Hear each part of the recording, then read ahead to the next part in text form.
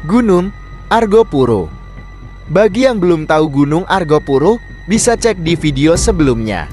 Di situ menjelaskan semua asal-usul tentang Gunung Argopuro.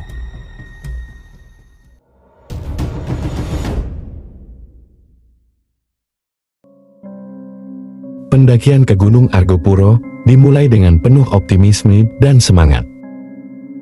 Gunung Argopuro dengan ketinggian 3088 meter di atas permukaan laut.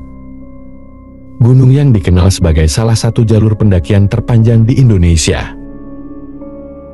Gunung Argopuro memendam cerita-cerita misterius yang sering terdengar di kalangan para pendaki.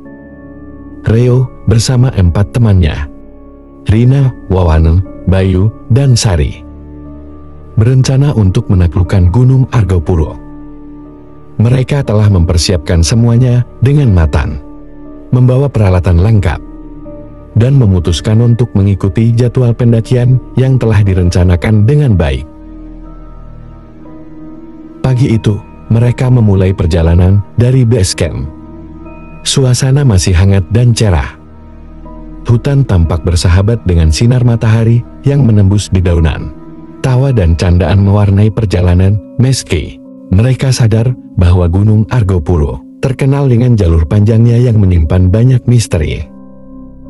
Sesekali, angin berhembus lembut, membawa aroma hutan yang khas dan menciptakan suasana yang damai.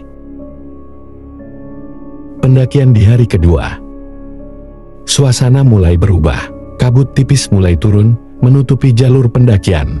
Pohon-pohon besar menjulang tinggi, dan kerapatan hutan mulai membuat suasana terasa lebih mencekam. Rio yang berjalan di depan, merasa ada sesuatu yang tidak beres. Tapi, ia mengabaikan firasat itu. Jalur pendakian yang tadinya jelas, mulai diselimuti kabut tebal, menciptakan rasa terasing dari dunia luar. Kemudian mereka tiba di sebuah titik yang dikenal sebagai Batu Kasur. Sebuah batu besar yang kerap dikaitkan dengan kisah-kisah mistis. Banyak pendaki yang percaya bahwa tempat ini adalah salah satu lokasi angker di Gunung Argopuro, dan seringkali mereka mendengar cerita pendaki yang mengalami kejadian ganjil di sini. Namun, kelompok Rio merasa ini hanyalah cerita lama yang dibesar-besarkan. Mereka berhenti untuk beristirahat, makan siang, dan mengambil beberapa foto. Ketika teman-temannya sibuk, Rio merasa tertarik untuk menjelajah lebih jauh, meninggalkan tempat perhentian untuk mencari sumber air yang mereka butuhkan. Dengan santai, ia berjalan menjauh dari kelompoknya. Rio tak sengaja mematahkan ranting yang menghalangi pandangannya. Kemudian, dia menembus kabut yang semakin pekat. Namun, setelah beberapa menit, Rio menyadari bahwa suara-suara alam yang biasa ia dengar, gemericik air, suara burung, bahkan langkah kaki sendiri pun menghilang. Suasana berubah menjadi sangat sunyi, seolah-olah dunia di sekitarnya terhenti. Di tengah kebingungan, Rio berusaha mencari jalan kembali. Namun, jalan yang tadi ia tempuh tampak berbeda. Pohon-pohon di sekelilingnya tampak lebih rapat dan menyeramkan, dengan batang-batang besar yang berkelok-kelok seperti makhluk hidup.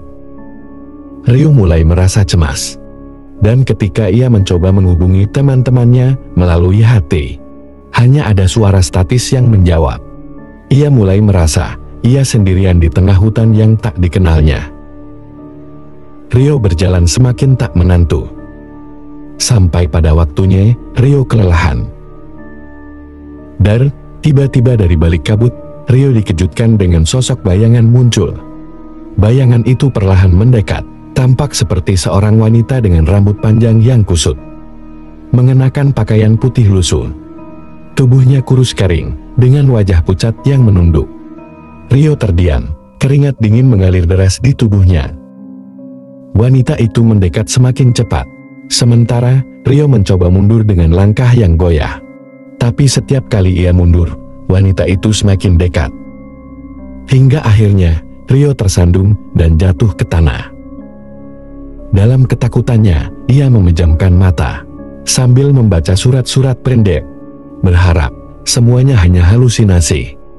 Dan ketika ia membuka matanya kembali, akhirnya sosok itu pun menghilang, meninggalkan jejak kabut yang semakin pekat. Rio berdiri dengan gemetar, menyadari bahwa ia berada di tempat yang benar-benar asing. Pohon-pohon di sekitarnya tampak lebih besar dan menyeramkan, serta vegetasi hutan yang ia kenal berubah menjadi aneh.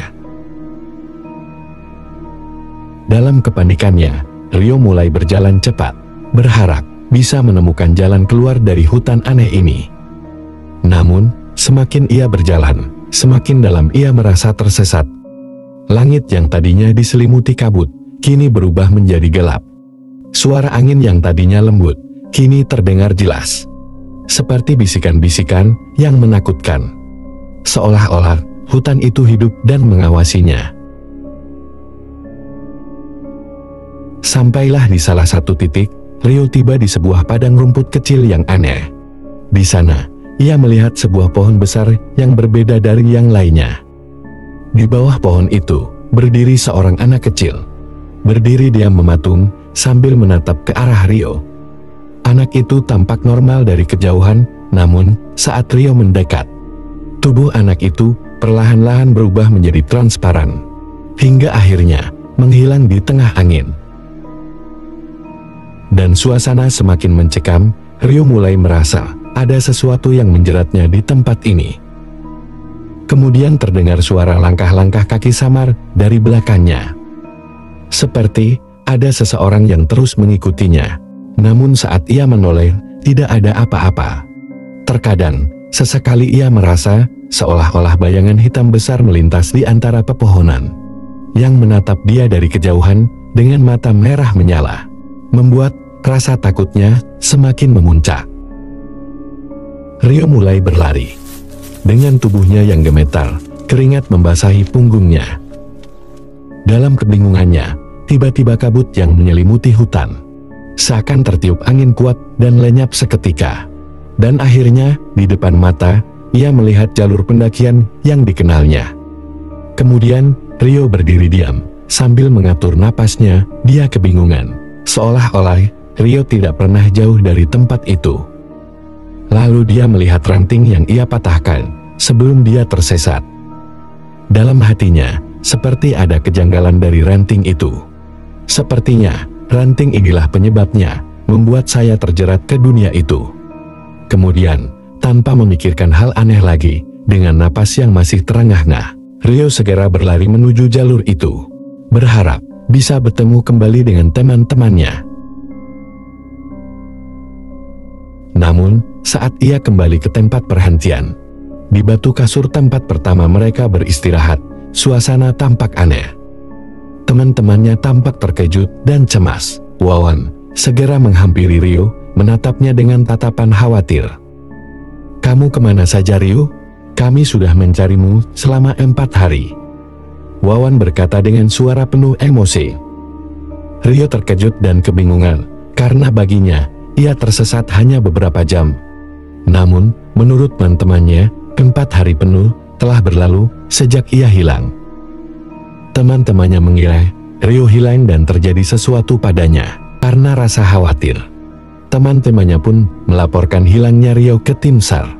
Dan selama pencarian itu, tim SAR tidak menemukan jejak Rio sama sekali, seperti ditelan bumi. Namun anehnya, Rio sama sekali tidak merasa bahwa ia telah hilang selama itu. Waktu seolah-olah berjalan berbeda di tempat ia tersesat. Meski Rio kembali dengan selamat, rasa misteri itu tidak pernah benar-benar hilang dari benak Rio tentang apa yang ia alami selama berada di Gunung Argopuro.